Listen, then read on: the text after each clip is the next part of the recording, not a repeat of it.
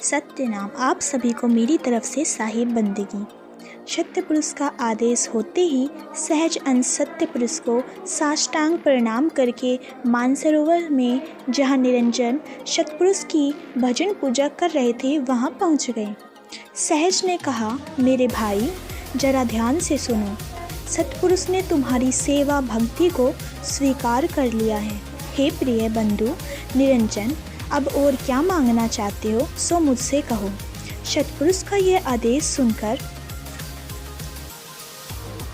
निरंजन कहने लगे, हे सहज, आप मेरे बड़े भाई हो, आप मेरी ओर से सतपुरुष से यह प्रार्थना करिए कि मानसरोवर की थोड़ी सी जगह से वह संतुष्ट नहीं है, उसे तो लंबे चौड़े लोक व हुकूमत चाहिए। मैं तो यही चाहता हूँ कि मुझे लंबे चौड़े लोक सत्यपुरुष द्वारा दिए जाए तथा देकर सौभाग्यशाली बनाया जाए, या तो मुझे शतलोक में ही कोई विशेष अधिकार दिया जाए अथवा मेरे लिए कोई अलग न्यारा देश दिया जाए। कबीर साहिब धर्मदास जी से कहते हैं कि निरंजन देव की सारी बातें सुनकर सहज सतपुरुष के पास चल दिए और निरंजन द्वारा कही बातें सहज जी ने सतपुरुष को जाकर सुना दी। जो भी इच्छा निरंजन की थी वह सहज ने सत्यपुरुष को कह दी। जब निरंजन द्वारा की गई मांग सहज द्वारा सत्यपुरुष ने सुनी तब सत्यपुरुष बोले, हे सहज, मैं निरंजन से बहुत संतुष्ट हूँ। अब तो कुछ निरंजन की इच्छा पूर्ण करने के लिए मैं बोल रहा हूँ, उसे अपने हृदय में धारण कर लो। पुनः निरंजन के पास जाओ और कहो कि मैंने तीनों लोक कर्मास, स्वर्ग, पाताल और मृत्युलोक निरंजन को दे दिया तथा निरंजन के अलग से निवास करने के लिए शून्य देश भी बसा दिया। वहाँ निरंजन जाकर सृष्टि की रचना करे। सहज सतपुरुष से आज्ञा प्राप्त करके निरंजन के पास आए और सारी बातें बताई जिस प्रकार सतपुरुष ने उन्हें समझाया था। सहज द्वारा सतपुरुष की वाणी का सुनकर निरंजन को इस खबर से प्रसन्नता के साथ साथ कुछ आश्चर्य भी हुआ। अंततः सृष्टि रचना में संदेह हुआ।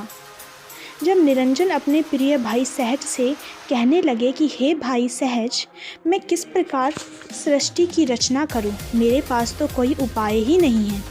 निरंजन कहते हैं, सतपुरुष ने मुझ पर दया करते हुए मुझे 3 लोक का राज तो दे दिया, परंतु मैं यह सृष्टि रचना वे विस्तार का भेद भी तो नहीं जानता।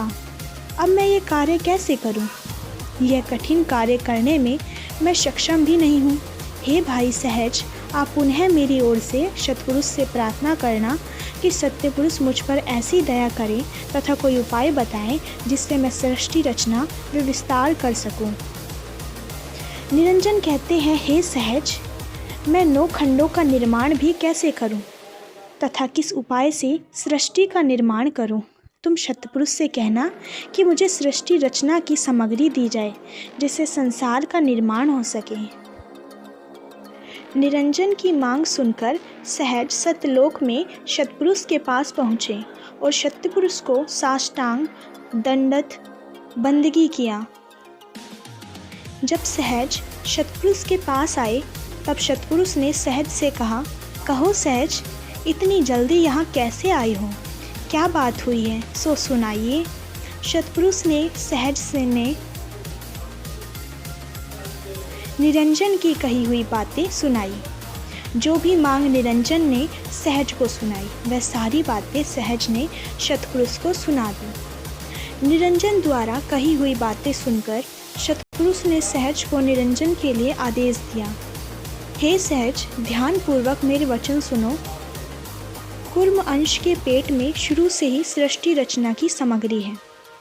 उसे कूर्म से प्राप्त करके अपने मनोरथ पूरा कर ले। निरंजन स्वयं कुमुर अंश से जाकर प्रार्थना करे और नमस्तक होकर विनम्रता पूर्वक कुमार से सृष्टि रचना संबंधी सामग्री मांग ले।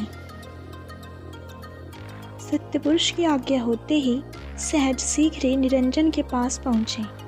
सहज ने निरंजन से कहा, हे निरंजन, तुम सृष्टि रचना के साज के लिए कूर्म से जाकर प्रार्थना करो और नतमस्तक होकर कूर्म से सृष्टि साज मांग लो। हे निरंजन, तुम कुर्म के पास जाकर झुककर विनम्रता से प्रणाम करना, ताकि कुर्म की तुम पर दया हो जाए और बहुत सारे साज तुम्हें प्राप्त हो जाएंगे।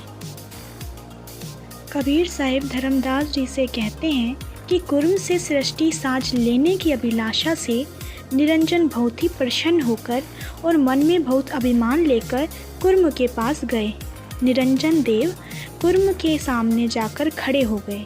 निरंजन ने सतपुरुष के आदेश का उल्लंघन कर दिया और कुर्म जी के बंदगी दंडवत आदि बिल्कुल नहीं किया। कुर्म जी अमृत के समान सबको आराम देने वाले हैं।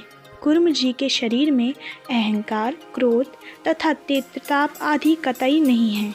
कुर्म जी का शरीर बहुत शीतल है।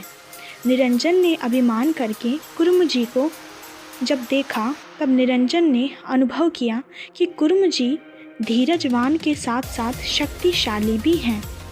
12 पलंग लंबा चौड़ा कुर्म जी का शरीर है तथा 6 पलंग बहुत ही ताकतवर तथा बहादुर निरंजन का शरीर है। क्रोधित होकर निरंजन दौड़कर चारों ओर से कुर्म जी को देखने लगे और सोचने लगे कि कुर्म जी से सृष्टि रचना के साज कैसे प्राप्त करूं। निरंजन ने कुर्म जी के शीश पर अपने नाखून से घातक प्रहार किया और कुर्म जी के पेट को चीर दिया, जिससे पवन निकलने। निरंजन द्वारा कुर्म जी के तीनों सिर काटने जाने पर 3 अंश कर्मांश ब्रह्मा, विष्णु व शिव का आविर्भाव हुआ। आगे की स्टोरी जानने के लिए पार्ट 4 का वेट करें। Like and subscribe my channel. Thanks for watching.